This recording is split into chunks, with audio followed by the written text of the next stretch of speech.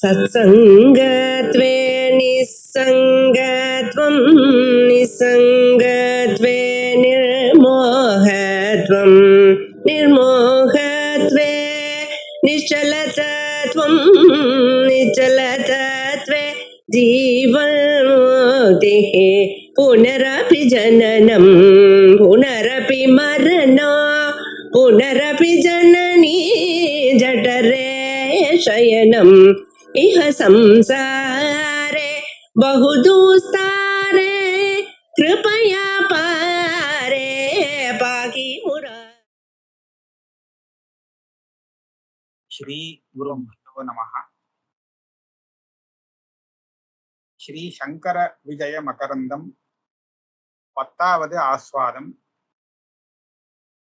76வது ஸ்லோகம் 75ல இருந்தே ஆரம்பிச்சு சொல்றேன்.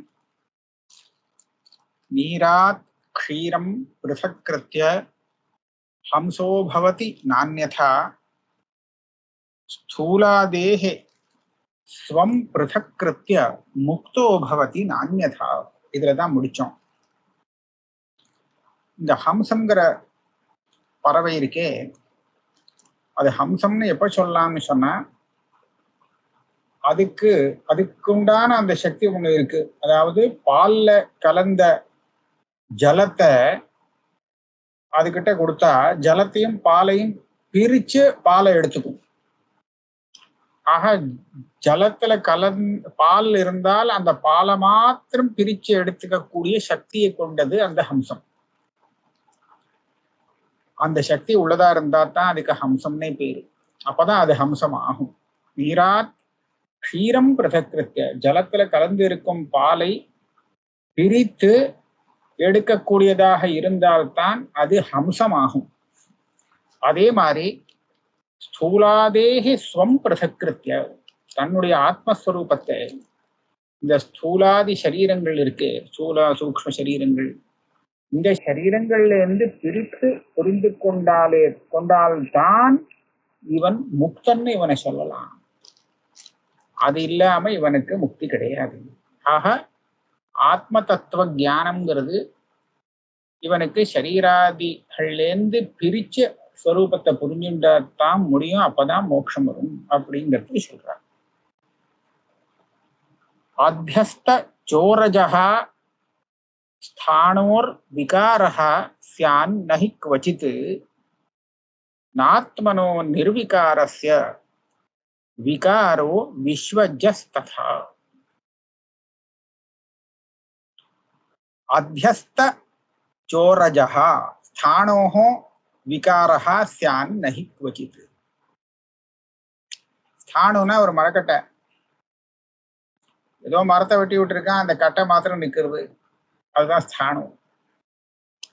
இந்த ஸ்தானுவை பார்த்து ராத்திரியில ஒருத்தன் பயந்துட்டான். யாரோ ஒரு மனுஷன் நிக்கிற மாதிரி தெரிஞ்சது, ஏதோ திருடம் போல இருக்கு அப்படின்னு நினைச்சுட்டான். இப்ப ரஜ்ஜுல சர்ப்பம் தெரிஞ்ச மாதிரி தானே இது. அந்த ஸ்தானுல ஒரு சோரன் திருடன் இப்ப அத்தியஸ்தன் ஆயிட்டான். திருடன் இவன் நினைக்கிறான். இப்போ இதனால வரக்கூடிய சோரஜஹா ஸ்தானோர் விகாரஹா உண்டான, இந்த சோரன் வந்ததுனால அந்த ஸ்தானுல ஏதாவது ஒரு விகாரம், இந்த வந்த காரணத்தினால அது ஏதாவது கொஞ்சம் வித்தியாசப்பட்டுடுமா? இவன் அத சௌரன் திருடன் அப்படின்னு நினைச்சதுக்காக அந்த ஸ்தானு ஏதாவது ஒரு வித்தியாசத்தை அடையுமான்னு கேட்டா கிடையாதுன்னு சொல்லுவோம். அப்படின்னா அத்தியஸ்த சோரஜஹா ஸ்தானோர் விகாரஹா ஸ்யான் நஹி க்வசித். எங்கேயுமே இந்த அத்தியஸ்தமாக இவனா கல்பனை பண்ணிட்டு பார்த்துட்டான்னா அதனால அந்த வாஸ்தவமான வஸ்துக்கு எந்த விகாரமும் இல்லை. இதை நாம பார்க்கிறோம். இது ஒரு திருஷ்டாந்தம். அதே மாதிரி ந ஆத்மனோ நிர்விகாரஸ்ய விகாரஹா விஸ்வஜஸ்ததா. விஸ்வன்னா இந்த உலகம் பூரா எடுத்துப்போம். இந்த உலகம் பூரா எத்தனை வித்தியாசப்பட்டாலும் அதனால தன்னை வித்தியாசப்பட்டதாக இவன் நினைச்சுட்டாலும் ஆனா ஆத்மாவில எந்த ஒரு விகாரமும் ஏற்படாது. அந்த ஆத்மஸ்வரூபம் எப்பவும் போலதான் இருந்துருக்கு, ஒரு வித்தியாசமும் இல்லாமலே இருக்கும். ஞாத்தே ஸ்தானு குதச்சோரஹ चोराभावे भयं कुतः ज्ञाते स्वस्मिन् कुतो विश्वं विश्वाभावे कुतोखिलम् ज्ञाते स्थाणु திருடன்னு சொல்லி பயந்தா, ஆனா அது ஒரு மரக்கட்டைன்னு தெரிஞ்சு போச்சு, ஸ்தானுன்னு தெரிஞ்சு போச்சு. இப்ப அந்த திருடன் எங்க போனா? எங்கேயும் போல. திருடன் இல்லையே, இல்லாத திருடனை தானே இருக்கிறதா நினைச்சுட்டான். அதனால திருடன் இல்லை. அப்ப திருடன் வந்திருக்கிறதாக நினைச்சு பயந்தானே, அந்த பயமும் போயிடும். திருடன் வரல, அதனால பயப்பட வேண்டியதில்லை.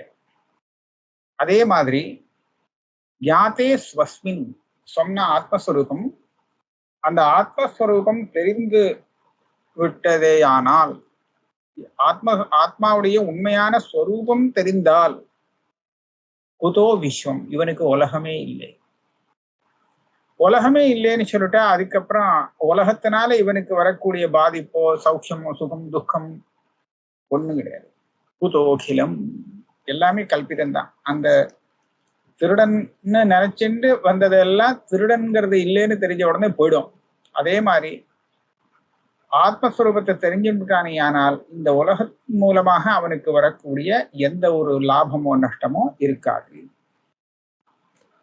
குண விருத்தி திரயம் பாதி பரஸ்பர விலக்ஷணம் சத்யாத்ம லக்ஷணே யஸ்மின் ச ஏவாகம் நிரம்சகா. குணம்னு சொல்லுவா மூணு, சத்வம் ரஜஸ் தமஸ் அப்படின்னு மூணு குணங்கள் சொல்றது வழக்கம். இந்த மூணு குணங்களுக்கும் வேலை செய்யும். சத்வகுணம் செய்யக்கூடிய வேலை ஞானம் பிரகாசம் இதெல்லாம் அதனுடைய வேலையா. ரஜோகுணம் சுறுசுறுப்பா வேலை செய்ய வைக்கும். தமோ குணம் நல்லா தூங்க வைக்கும், அது சோம்பேறித்தனத்தை கொடுக்கும். இதெல்லாம் கீதையில நமக்கு வர்ணிக்கப்பட்டிருக்கு. இது மூணு குணங்களுடைய வேலைகளை பார்த்தா ரொம்ப வித்தியாசமா தெரியுது. தமோ குணம் இவனை சோம்பேறியா வேலை பண்ண விடாம பண்ணும். அதே சமயத்துல ரஜோகுணம் அதுக்கு நேர விபரீதமாக இவனை ஓட வைக்கும். இப்படிலாம் வித்தியாசமான காரியங்களை கொண்டது அந்த குணங்கள். ஆனா பரஸ்பர விலட்சணமா இருக்கக்கூடிய இந்த குணங்களுடைய காரியங்கள் இருக்கே, மூன்று விதமான காரியங்கள், இது சத்யாத்ம லக்ஷணே யஸ்மின் பாதி. குணங்களுடைய காரியம் குணங்களோடு சம்பந்தப்படாத சத்தியமான ஆத்மஸ்வரூபத்திலே தெரிகிறது. சம்பந்தமே படல, ஆனா தெரியுது. இதுக்குதான் அத்தியஸ்தம்னு பேரு. இல்லவே இல்லை, ஆனா இருக்கிறதா தெரியுது. இதுதான் பிராந்தி. அப்போ எந்த ஆத்மஸ்வரூபம்? சத்தியம் ஞானம் அனந்தம் பிரம்மா அப்படின்னு சொல்லக்கூடிய அந்த ஆத்மஸ்வரூபத்திலே இந்த குணங்களுடைய விற்த்திகள்லாம் எல்லாம் தெரியுது, வித்தியாசமா தெரியுது. ஆனா அப்படி இல்லை அது ஆத்மா. அதனாலதான் இது அத்தியஸ்தம்னு நாம சொல்லுவோம். ஆக எந்த உண்மையான ஸ்வரூபத்திலே பொய்யான ஆரோபத்தை கொண்டு இந்த குணங்களுடைய காரியங்கள்லாம் தெரிகிறதோ அந்த உண்மையான ஆத்மஸ்வரூபமே நான். சயேவாகம் நிரம்சகா. எனக்கு மூன்று அம்சங்கள்லாம் கிடையாது, தத்துவ ரஜஸ்தமஸ் எல்லாம் ஒன்றும் கிடையாது. தேகத்ரயம் இதம் பாதி யஸ்மின் பிரம்மணி சத்யவத் ததேவாகம் பரம் பிரம்மா தேகத்ரய விலக்ஷணா. நான் எனக்கு மூன்று தேகங்களை பார்க்கிறேன். ஒரு தேகம் எல்லாரும் பார்க்கக்கூடிய ஸ்தூலமான தேகம். அதுக்கப்புறம் ரெண்டு தேகம் எனக்கு சாஸ்திரம் சொல்லி கொடுத்த தேகம். இதுக்குள்ள சூக்ஷ்ம தேகம் ஒண்ணு இருக்கு, அதுக்கு காரணம் ஒண்ணு இருக்குன்னு சொல்லி கொடுக்கறது சாஸ்திரம். ஆக இந்த மூணையுமே நான் புரிஞ்சுக்கிறேன். அப்ப என்னாச்சு?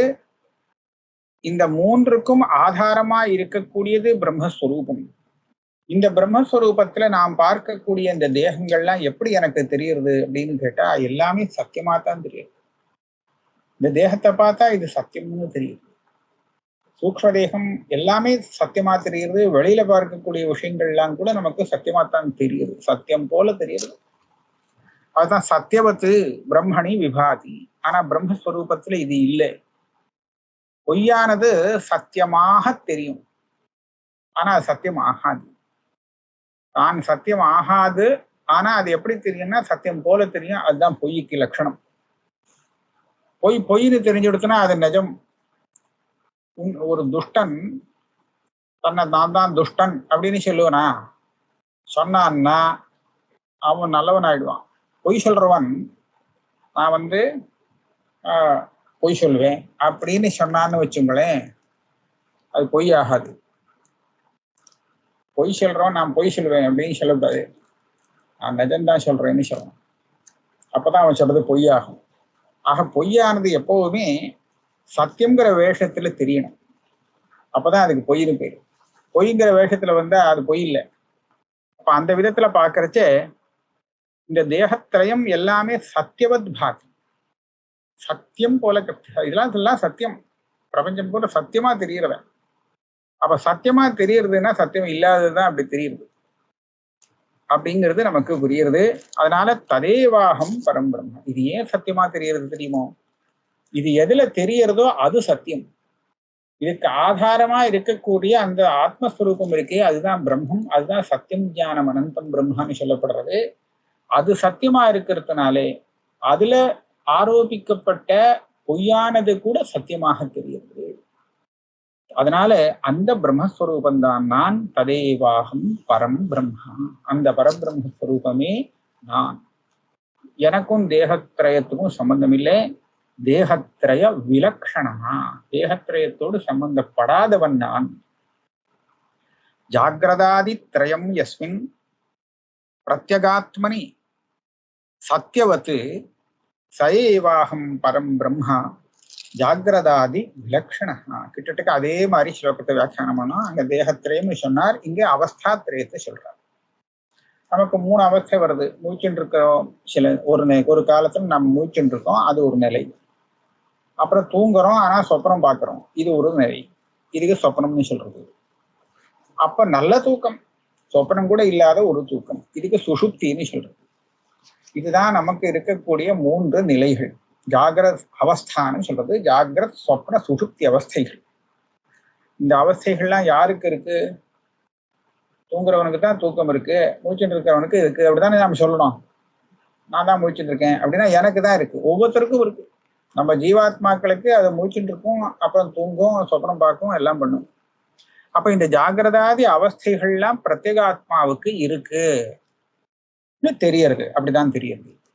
அதே சமயத்துல இருக்குன்னா சத்தியமா இருக்குன்னு தெரியுது. இதெல்லாம் நிஜமாவே ஆத்மாவுக்கு உண்டு அப்படிதான் நமக்கு தெரியுது. அதனால பிரத்யகாத்மனி சத்தியவத்து யஸ்மின் பிரத்யகாத்மனி பாதி. இந்த அவஸ்தாத்திரயமானது எந்த ஆத்மஸ்வரூபத்திலே சத்தியம் போல காணப்படுகின்றனவோ சயேவாகம் பரம்பிரம்மா. அந்த சத்தியமான பரம்பிரம்ம ஸ்வரூபம் இருக்கே, அதுதான் நான். அதுதான் என்னுடைய உண்மையான ஸ்வரூபம். எனக்கும் இந்த அவஸ்தைகளுக்கும் சம்பந்தமே இல்லை. ஜாகிரதாதி விலக்ஷணா. தூக்கமோ முழிச்சுட்டு இருக்கிறதோ இதெல்லாம் என்னோட சேர்ந்தது கிடையாது. விஸ்வாதிகத்ரயம் யஸ்மின் பரமாத்மனி சத்தியவத்து சயேவ பரமாத்மாகம் விஸ்வாதிக விலக்ஷணா. இந்த 3 அவஸ்தைகளை கொண்டு அந்த அவஸ்தைகளை கொண்டுள்ள ஜீவனுக்கு பேரு மாறும். மாண்டூக்கிய உபனிஷத்துல இந்த விஷயம் சொல்லப்படுறது. மூச்சுட்டு இருக்கும் போது ஜீவனுக்கு விஸ்வகான்னு பேரு. சொப்னம் பார்த்துட்டு இருக்கும் போது அதே ஆசாமி தான், ஆனா இப்ப மாறிடும், பேரு மாறும். தைஜசகா அப்படின்னு பேரு. நல்ல சுஷுப்தியில இருக்கும்போது பிராஜ்யஹா அப்படின்னு பேரு. திருப்பி மூச்சுருவான், அப்ப விஸ்வகான்னு வந்துருவான்.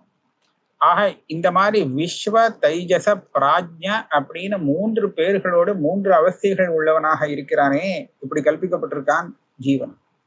அதுக்கு ஆதாரம் அதிஷ்டானமாக இருப்பது எது? யஸ்மின் பரமாத்மனி சத்தியவத்து. அந்த பரமாத்ம ஸ்வரூபமே தான். அதுல இந்த விஸ்வ தைஜச பிராஜ்யர்கள்லாம் நிஜமாகவே இருக்கிறதாகத்தான் நமக்கு சத்தியமா தெரியுது. ஆனா அது சத்தியம் இல்லை. அதுக்கு எது அதிஷ்டானமோ அந்த பரமார்த்த தத்துவம் இருக்கே, பரமாத்ம ஸ்வரூபம், அதுதான் சத்தியம். சயேவ பரமாத்மாஹம், அந்த பரமாத்மாவே நான்.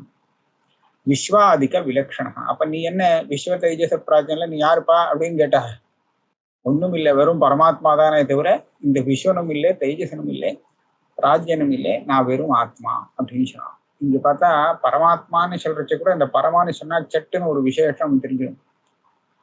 அப்படின்னா வேற ஒரு ஆத்மா இருக்கு, அந்த ஆத்மா இல்லை, இது வேற ஆத்மான்னு காமிக்கிறதுக்காக உத்கிருஷ்டமான பரமாத்மான்னு பரமசப்தம் போடுறதான்னு கேட்பான். ஆனா இருக்கிற ஆத்மா ஒண்ணுதான் வேதாந்த சித்தாந்தத்துல. அதுலதான் ரெண்டு கல்பிக்கப்பட்டிருக்கு, ஜீவாத்மா பரமாத்மான்னு. அதனால ஆத்மா அவ்வளவுதான் சொல்லுவோம். பரமாத்மான்னு கூட உபநிஷத்து ஜாஸ்தி சொல்லாது, ஆத்மான்னு சொல்லு. ஒரு விசேஷனமும் இல்லை, ஒரே ஆத்மா. விஸ்வாதிக விலக்ஷண. விராடாதி திரயம் பாதி யஸ்மின் சாட்சிணி சத்யவத் சயேவ சச்சிதானந்த லக்ஷணோகம் ஸ்வயம் பிரபா. விஸ்வ தைஜச பிராஜ்யான்னு 3 ஜீவாத்மாக்களை சொன்னோம் இல்லையா? இந்த ஜீவாத்மாக்களுக்கு இந்த பேரு வியஷ்டியில வரும். வியஷ்டினா தனித்தனி. ஒவ்வொரு ஜீவாத்மா, ஒவ்வொரு சரீரத்திலையும் ஒவ்வொரு ஜீவாத்மா இருக்கானே, ஒவ்வொருத்தனும் விஸ்வன் தைஜசம் பிராஜ்யன்னு 3 விதப்படுறான். ஆனா இந்த மாதிரி வித்தியாசப்படக்கூடிய ஜீவாத்மாக்கள் எத்தனை பேர் இருப்பானா கணக்கு பண்ண முடியாத அளவுக்கு இருக்கா. அத்தனை பேர், அனந்தா, இவ்வளவு பேர்னு கணக்கு பண்ண முடியாது. ஏன்னா மனுஷன் கணக்கு பண்ணலாம், மனுஷன் மாத்திரம் ஜீவாத்மா இல்லையே. உலகத்துல இருக்கக்கூடிய அத்தனை பிராணிகளும் எல்லாமே ஜீவாத்மா தானே. அது எல்லாத்தையும் சேர்த்து கணக்கு பண்ண முடியாது. அதனால அப்படி 3 சொல்றோமே, இது ஒவ்வொன்றும் தனித்தனியா சொன்னா விஸ்வ தைஜச பிராஜ்யாங்கிற பேர் உள்ள ஜீவாத்மாக்கள். இது மொத்தத்துக்கும் சேர்த்து சமஷ்டியா எடுத்துட்டோம்னு வச்சுக்கோ, அப்போ பேரு மாறும். அப்ப என்ன ஆகும்னா விராட்டு ஹிரண்ய கர்ப்பா பரமேஸ்வரஹா அப்படின்னு சமஷ்டியில சொல்லியிருக்கா பேரு. வெஷ்டியில விஸ்வஹா, சமஷ்டியில ஸ்தூல சமஷ்டி விராட், வெஷ்டியில தைஜசா, சமஷ்டியில ஹிரண்ய கர்ப்பா, வெஷ்டியில பிராஜ்ஞா, சமஷ்டியில ஈஸ்வரஹா சர்வேஸ்வரஹா அப்படின்னு சொல்லிட்டு. ஆக இந்த மாதிரியாக வியஷ்டியில சொன்ன மாதிரியே சமஷ்டியிலையும் இப்ப நமக்கு சொல்லி காமிக்கிறார். விராடாதி திரயம் பாதி யஸ்மின் சாட்சிணி சத்யவத். வெஷ்டி ஆகட்டும் சமஷ்டி ஆகட்டும் எல்லாத்துக்கும் ஒரே அந்த சாட்சி ரூபமா இருக்கிற ஆத்மஸ்வரூபம் தான் அதிஷ்டானமா இருக்கு. அதுலதான் இது எல்லாமே கல்பிக்கப்பட்டு இருக்கு. ஆனா நான் யாருன்னு கேட்டா சயேவ சச்சிதானந்த லக்ஷணோகம் ஸ்வயம் பிரபா. அந்த சாட்சிங்கிறது என்னது? அது எப்படி இருக்கும்? சச்சிதானந்த ஸ்வரூபம், அதுதான் நான். என்னுடைய ஸ்வரூபம் அதேதான். சொப்பிரகாசமான அந்த ஸ்வரூபமே நான், நான் வேறல்ல.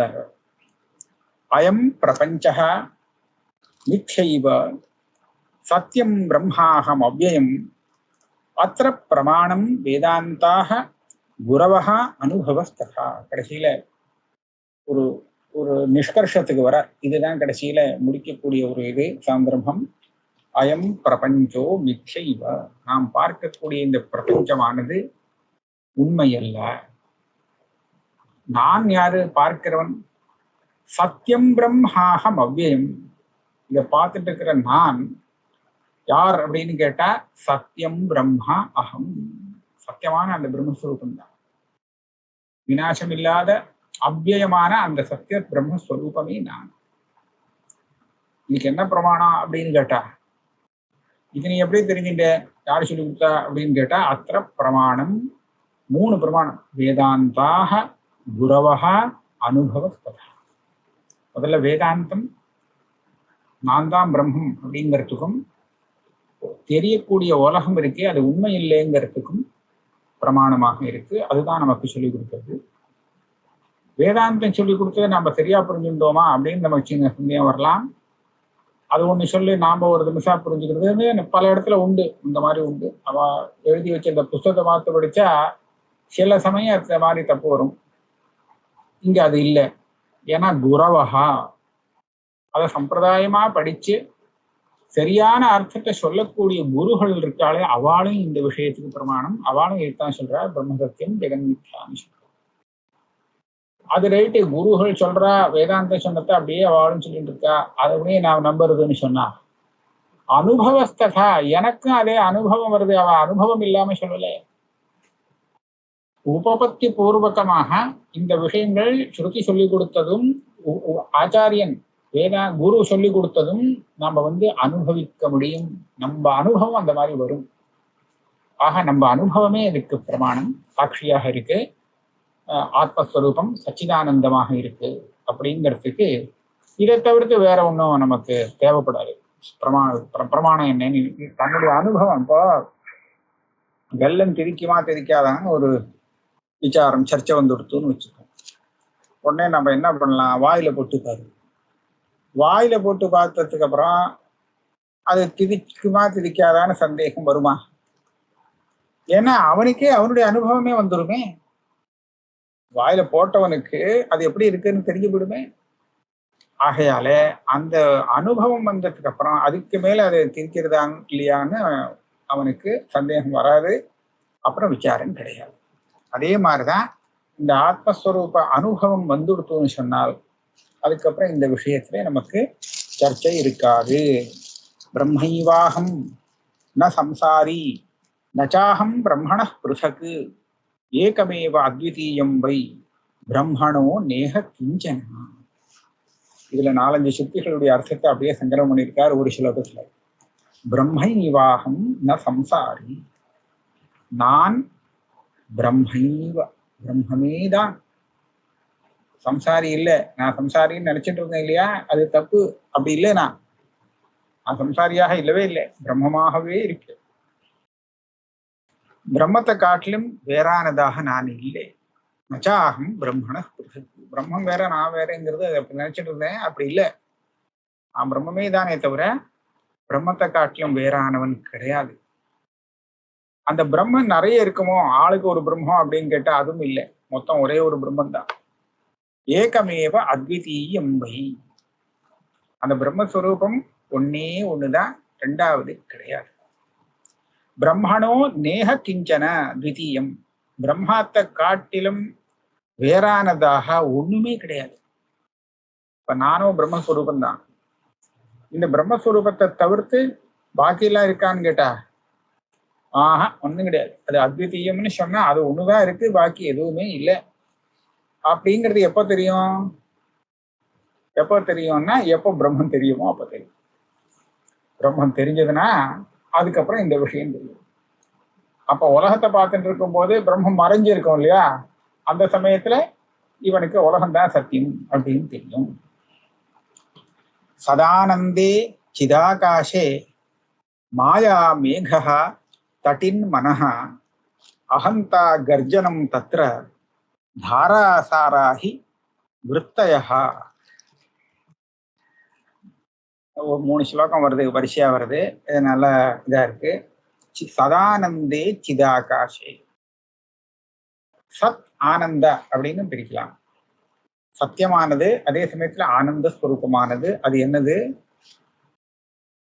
சைத்தன்ய ரூபமான ஆகாசம். இந்த சைத்தன்யத்தை ஒரு பெரிய ஆகாசமா கல்பிச்சுடலாம். அப்படி கல்பனை பண்ணி பார்ப்போம். அப்படிதான் இருக்கு நிஜமாவே. உண்மையை சில சமயம் நாம கல்பனை பண்ணி பார்க்கும்படியாக அப்படி நேரும். சில சமயம் என்னாச்சு, எத்தா போல இருக்கிறது பாம்புன்னு ஒருத்தன் ஏமாந்து போயிட்டு இருக்கான். காயத்தை பார்த்து அவன் பாம்புன்னு பிடிவாதமா இருக்கான். இப்ப எத்தனை சொன்னாலும் கேட்கலன்னு சொன்னா நாம இப்படி அவங்ககிட்ட சொல்லலாம், பா இது கயிறுன்னு ஒரு சும்மா வச்சுக்கோய, வச்சுட்டு பாரு அப்படின்னு சொல்லலாமோ. நிஜ கயிறு தான் அது வேலை. ஆனா இவன் ஒத்துக்க மாட்டேங்கிறானே. அப்ப நாம என்ன சொல்லலாம், வச்சுட்டு பாரு அப்படின்னு அவனுக்கு எப்படியாவது அவன் புத்தியில இது கயிறுங்கிற ஒன்ன ஏற்படுத்தி அதுக்கப்புறம் அவனுடைய பிராந்தியை போக்குறதுக்கு வழி பண்ணும்படியா இருக்கும்.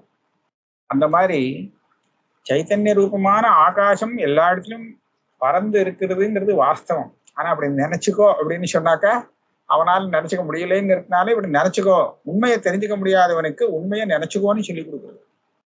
அப்ப இப்படி நினைச்சுண்டா ஆகாசத்துல மேகங்கள் வரும் இல்லையா, அந்த மேகத்திலேருந்து மழை காலத்துல அது மின்னல் மின்னும் இல்லையா,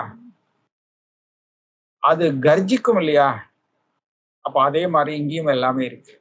எப்படி இருக்குன்னு கேட்டா, இந்த சைத்தன்ய ரூபமான ஆகாசத்திலே மாயையா மேகா, மாயைன்னு ஒரு மேகம் வந்து விட்டு, ஆகாசத்துக்கும் மேகத்துக்கும் நியாயமா சம்பந்தம் இல்லை.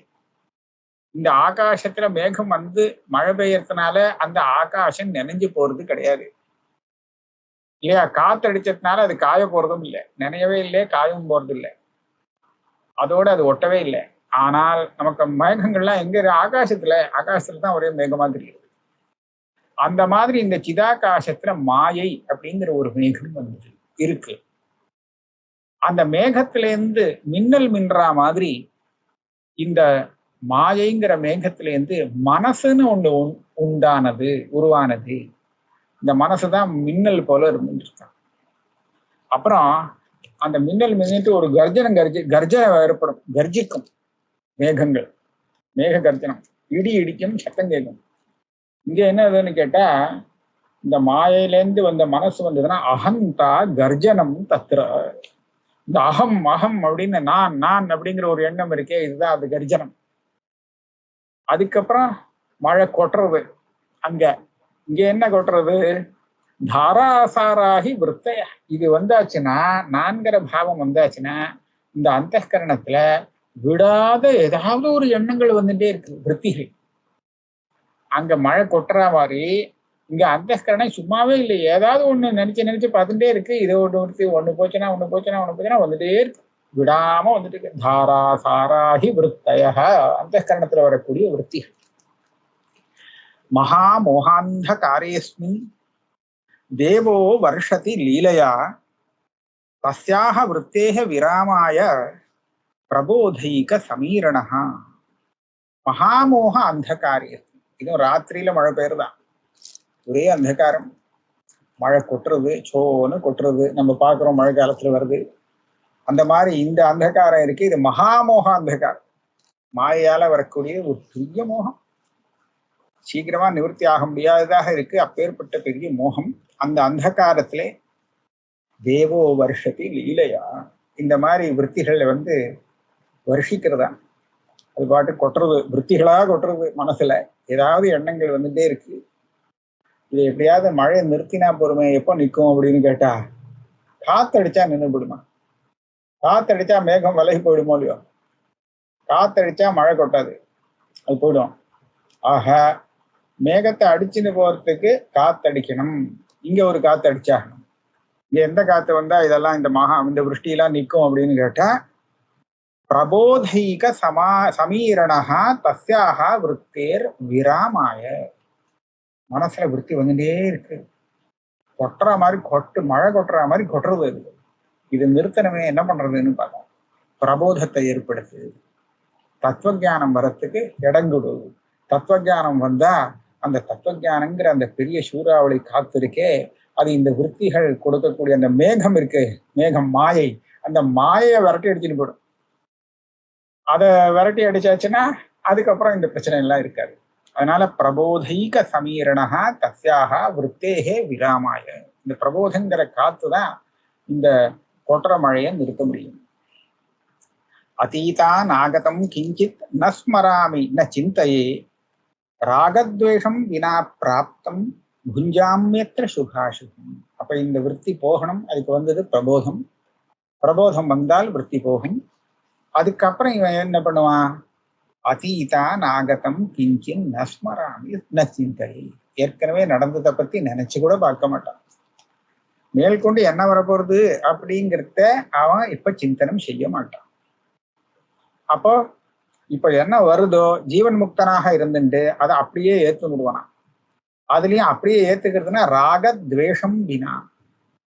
இந்த விஷயங்களை நாம அனுபவிக்கும் போது அந்த விஷயத்துல ஒரு ராகமோ ஒரு துவேஷமோ வருதே, அதுதான் நமக்கு பந்தத்துக்கு காரணமாக இருக்கு. உள்ளதை உள்ளபடியே அப்படியே பார்த்து நம்ம அனுபவிச்சுட்டோம்னா அது ஒன்றும் பிரச்சனை இல்லை.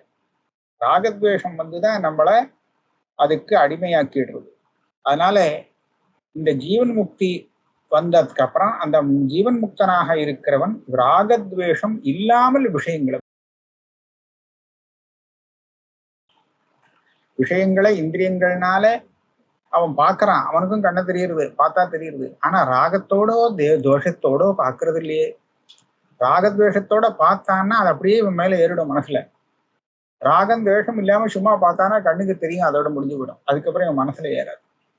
அதனால ராகத்வேஷம் வினா பிராப்தம் புஞ்சாமி அத்த சுபாஷுகம்.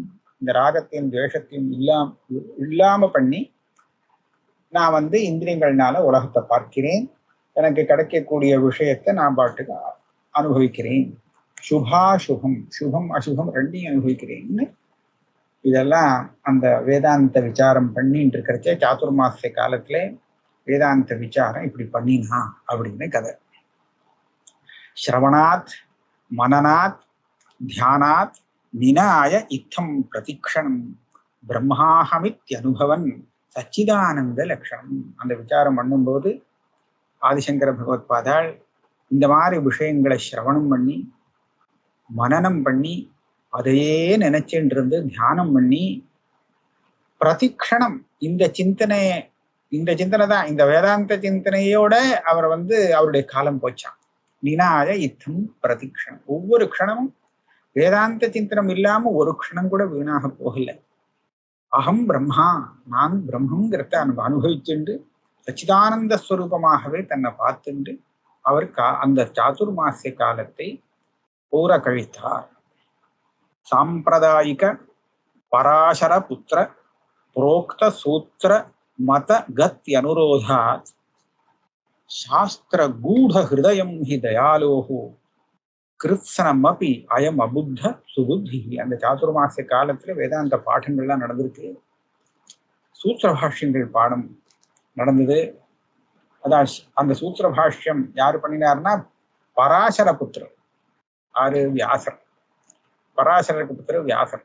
அவர் தான் சம்பிரதாயமாக அந்த சூத்திரத்தை பண்ணினார். அந்த சூத்திரன் சொல்லக்கூடிய விஷயத்தை கரெக்டா புரிஞ்சுட்டார். சூத்திர மத கத் அனுரோதா, அந்த சூத்திரத்தினுடைய அபிப்பிராயத்தை சரியானபடியாக புரிந்து கொண்டு சாஸ்திர கூட ஹிருதயம் அபுத்த, சாஸ்திரத்திலே ரொம்ப ரகசியமா இருந்த அந்த தாத்பரிய விஷயம் இருக்கே, கூடமா மறைந்து உள்ள அந்த அர்த்தத்தை அபுத்த சுபுத்திகி, இந்த நல்ல புத்திசாலியா இருந்த ஆச்சாரியர் தெரிந்து கொண்டார். யாருகிட்டேந்து? தயாலோஹோ, தயாளுவான தன்னுடைய குரு கிட்டேந்து வச்சுக்க. தயாளுவான பரம தயாளுவான தன்னுடைய வாத்தியாரிடத்திலிருந்து பாடம் கத்துண்டு அந்த விஷயத்தை அறிந்தார். வைராக்கிய பர யோக்கிய சுநிர்மலாத்மா தீராகிரகண்ய குணவித் குரு ஹர்ஷதாயி द्वैपायनाभिहित सूत्र समूह शास्त्रम जग्राह तस्य वचनैहि अखिलञ्च वेद्यम. வைராக்கியம்ங்கிறது ஒரு பெரிய பாக்கியம், எல்லாருக்கும் கிடைக்கிறது இல்லை. அதனால அந்த வைராக்கியங்கிற பாக்கியம் நிரம்பி இருக்க ஆச்சாரியர்கிட்ட. அதனால யோக்கிய சுனிர்மல் ஆத்மா, வேதாந்தத்தை கிரகிச்சுக்கிறதுக்கு யோக்கியமானவர், அது தகுதி உள்ளவர், நிர்மலமான சுத்தமான அந்தஸ்கரணத்தை உடையவர், அதே சமயத்துல தீராகிரகண்ய குணவித் குரு ஹர்ஷதாயி. தீரன்னா பெரிய வித்வான்கள், தைரியசாலி. அதுல ரொம்ப சிரேஷ்டமாக இருக்கக்கூடிய நல்ல குணவித்தாக குணமுடையவரான குருவுக்கு ஹர்ஷத்தை கொடுக்கக்கூடியவர், அவருக்கு சந்தோஷத்தை கொடுக்கிறார். சிஷ்யன் நன்னா கத்துட்டான்னா குருவுக்கு சந்தோஷம். அதனால அப்பேற்பட்டவராக அவர் ஆச்சாரியால் இருந்து துவைபாயனாபிஹித சூத்திர சமூக சாஸ்திரம், துவைபாயனான்னு வியாசருக்கு இன்னொரு பேரு. அவர் சொன்ன இந்த சூத்திரங்கள் இருக்கே, பிரம்மசூத்திரங்கள், அந்த பிரம்மசூத்திரங்கள் எல்லாத்தையும் அந்த குருவுடைய வாக்கால சொல்லி கேட்டு அகிலஞ்ச வேத்தியம் ஜக்ராஹா, இவர் கிரகித்து கொண்டார். தெரிஞ்சுக்க வேண்டிய விஷயங்கள் அத்தனையும் கிரகிச்சுட்டார். வேதாந்தார்த்தத்தை மிதுனீகிருத சத்யானிருத வித்யா வித்யாத்வயி விஷயௌ பிரம்ம ஜகதி பயோம்புவத் இஹ விபஜந்தம் பஜே பரமஹம்சம். அவர் சந்நியாசி. சந்நியாசத்துல பரமஹம்ச சந்நியாசம். பரமஹம்ச சந்நியாசம் அவருக்கு பொருத்தமானது. ஏன்? அந்த ஹம்சங்கிறது பாலையும் நீரையும் பிரிக்க முடியா. இவரும் அதே மாதிரி பண்றார். இவர் என்ன பண்றார்? மிதுனீகிருத சத்தியானிருத வித்யா வித்யா துவயி விஷயம். சத்தியமும் அனிருத்தமும் கலந்திருக்கு லோகத்தில். எதனால கலந்திருக்கு? அதான் அதுதான் அத்தியாசம் சொல்லுவாங்க. இதை பிரிக்கணும்னா என்ன வேணும்? சத்தியங்கிறது வித்யைக்கு விஷயம், பொய்ங்கிறது அவித்யைக்கு விஷயம். இதை எப்படி பிரிக்கிறதுனா அதுக்கு இந்த ஹம்சத்தினால்தான் பிரிக்க முடியும். இவர் பரமஹம்சர். பரமஹம்சரா இருக்கிறதுனாலே பிரம்மத்தையும் ஜெகத்தையும், பிரம்மங்கிறது சத்தியம், ஜெகத்துங்கிறது அசத்தியம் அப்படிங்கிறத பிரித்தார். இந்த பரமஹம்சர் பிரித்தார். எது போல? பயோம்புவது, பயகான பால், அம்புன ஜலம். பாலையும் ஜலத்தையும் எப்படி ஒரு ஹம்சம் பிரிக்குமோ அதை போல இந்த பரமஹம்சர், அதாவது சங்கர பகவத் பாதாள், அந்த பிரம்மத்தையும் ஜகத்தையும் இது சத்தியம் இது சத்தியம் இல்லை அப்படின்னு சொல்லி பிரித்தார். அப்படி பிரித்த அந்த பரமஹம்ச பகவத் பாதாளை நான் பஜிக்கிறேன், நமஸ்காரம் பண்றேன். பஜே பரமஹம்சம். இதோடு இந்த 10வது ஆஸ்வாதம் பூர்த்தியார்.